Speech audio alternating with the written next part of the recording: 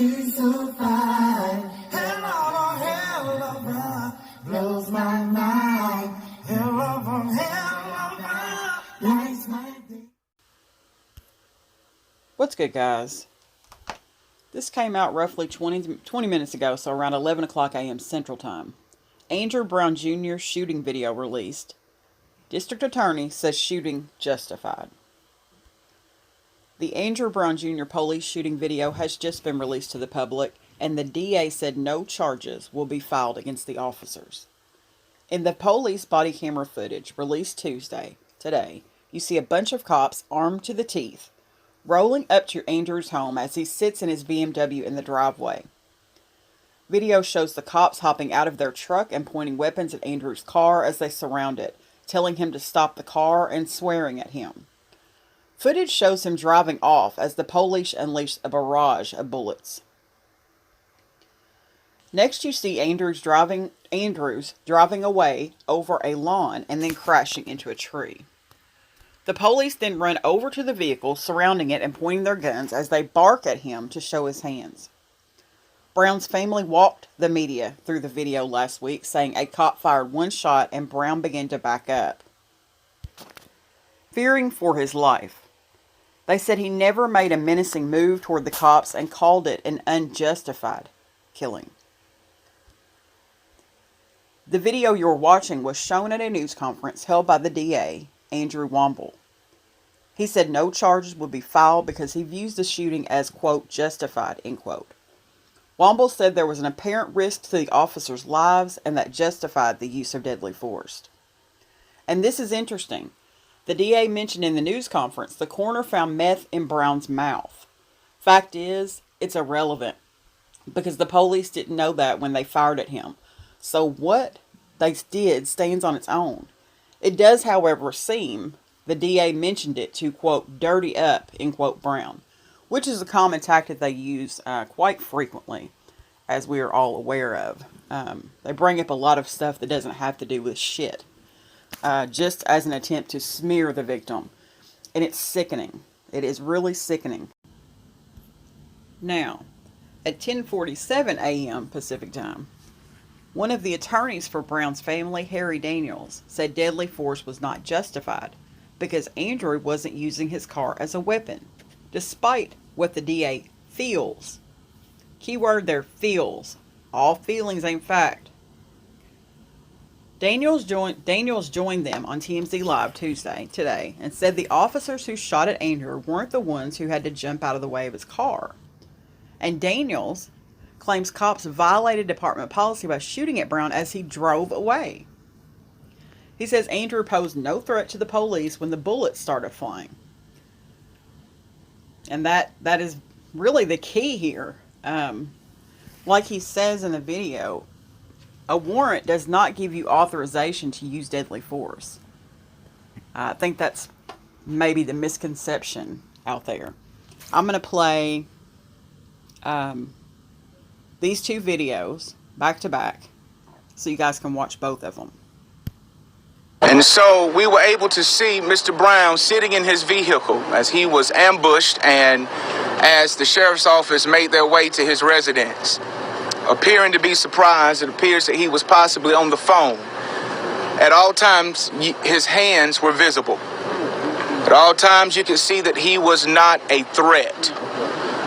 There was a shot fired. When the shot was fired, he put the car in reverse, putting several feet, if not yards, away from the police who were there. He turned his wheel to the left to turn it away from the law enforcement officers. At no point did we ever see any police officers behind his vehicle. At no point did we ever see Mr. Brown make contact with law enforcement. We were able to see where they possibly reached out to make contact to him, but we did not see any actions on Mr. Brown's part where he made contact with them or tried to go in their direction. In fact, he did just the opposite. while there was a group of law enforcement that were in front of him, he went the opposite direction. As he turned to the left to go across his yard, a second shot was fired, and as he began to accelerate and increase his speed, tracks of mud began to appear in the yard, and when his car was clearly across the yard, at all times what we saw were police officers standing on the pavement unloading their weapons. There were so many shots that we found difficulty in counting the number of shots that his vehicle received. At some point, there was a final shot where it appeared that at that final shot, Mr. Brown lost control. There was a curve in the yard.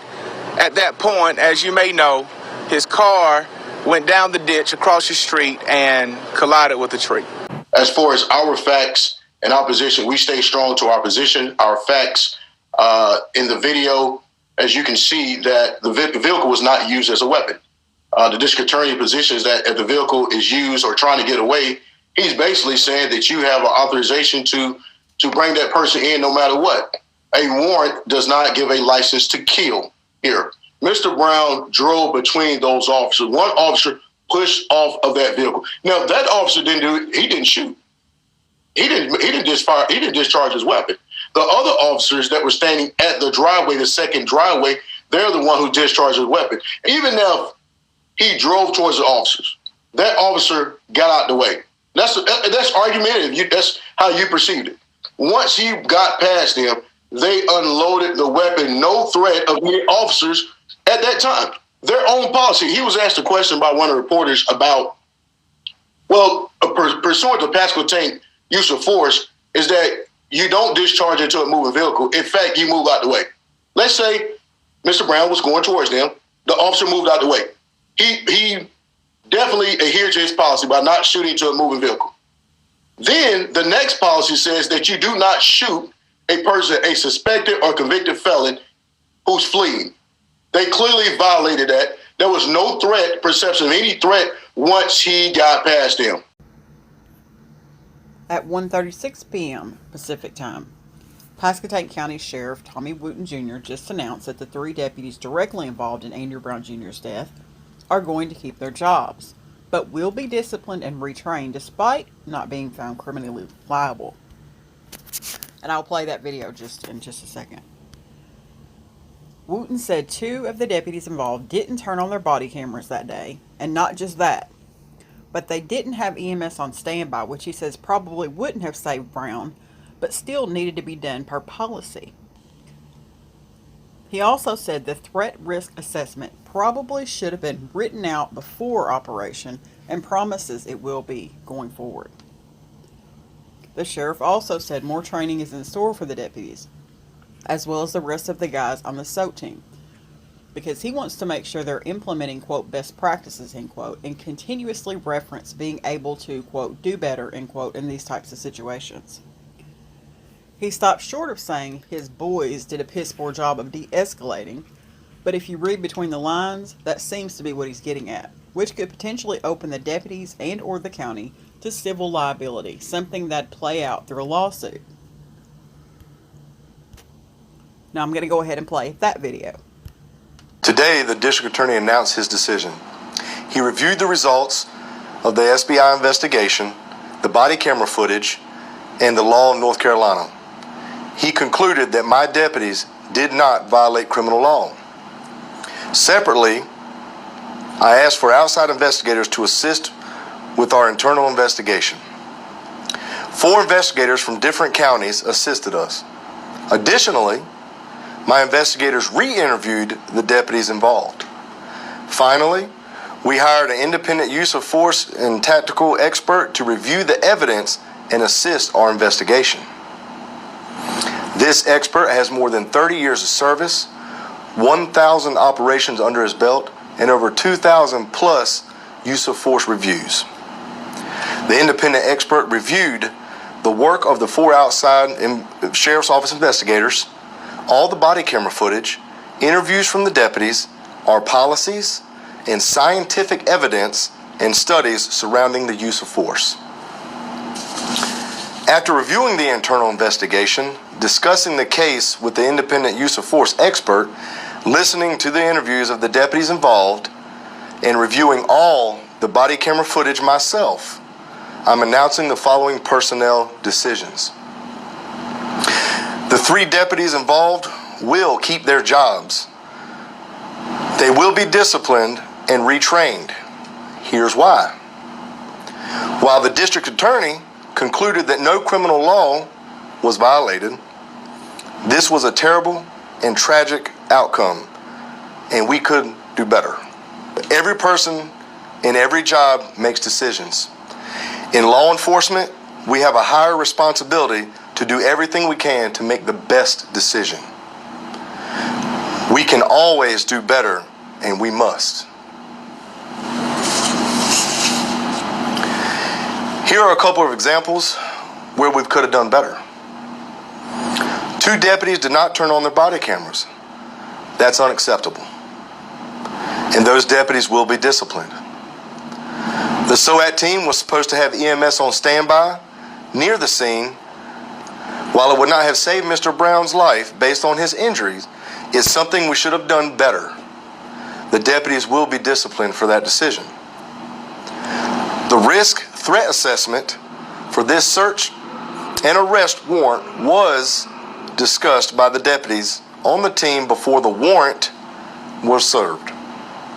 However, the threat assessment review should be standardized and must be prepared in writing every time. I will require this for all future tactical operations. Also moving forward, our SOAT team will be reconfigured and retrained. We have already spoken to national experts about how to better implement best practices with our team. These deputies will receive more training. While they've already had 80 hours of SWAT-specific training, we can do better. My goal is to bring in national experts and ensure my team has top-notch training. Just because we're a small agency doesn't mean we can't have the best training there is. I promise transparency, and I'll continue to share as much information as the law will allow me. The county and I will ask the judge to allow me to release the video to the public as soon as possible. Additionally, I intend to release portions of the internal investigation and the independent expert's preliminary report as soon as it's clear that I can legally do that. I want to say something to the family of Andrew Brown Jr. This should not have happened this way at all. While the deputies did not break the law, we all wish things could have gone differently, much differently. I continue to pray for them and hope they will find peace. Thank you, and God bless. Now, I'm going to bring up just a few points in regards to the Andrew Brown Jr. shooting video. These are just my observations, just my opinions. I do agree with the second attorney that spoke. Well, I agree with both attorneys, quite honestly. But when they were, first of all, I'm going to start off by saying, I don't like that arrival approach where they ride in the backs of the trucks. They do it here locally. It's vigilante style to me. I don't like it. It's off-putting to me. However, on that ride towards Andrew Brown Jr.'s home, what they should have been doing was assessing the environment that they were going into, okay? Because once they hopped out of that truck, they went directly to Andrew Brown. There was no time to assess anything, and they were firing. Now, my problem with that is this is a residential area. There could have been children out there. There could have been elderly out there. There could have been anybody out there. They did not assess that environment. That was number one that I noticed. Now, he spoke about the one officer that did not fire his weapon. He did not discharge his weapon. And I'm going to show something on the screen called The Anatomy of a Lethal Force Event. Now, this came out of my textbook. It's from the Force Continuum Conundrum, okay? Came out in December of 2003, but it is a model that has continued to be used. Now, the nature of the assignment is at the top of the tree. The officer has a certain set of expectations going onto the scene of Andrew Brown Jr.'s home. Then they arrive on the scene. Then they have the point of contact, which would have been right when they walked up to the vehicle. Now, they had a point of possible threat perception. Then that person would have had an uh-oh. Like, uh-oh, this is not going the way we think it's going to go. For some people, that is a conditioned reflex response. For others, it is an unconditioned reflex response. And for those people, they tend to put into a fight mode. The others tend to freeze. So it could have been that one officer went into that freeze, and then the aftermath of the event happened. So I just wanted to bring that up. Now, the attorney is right. A warrant is not a license to kill.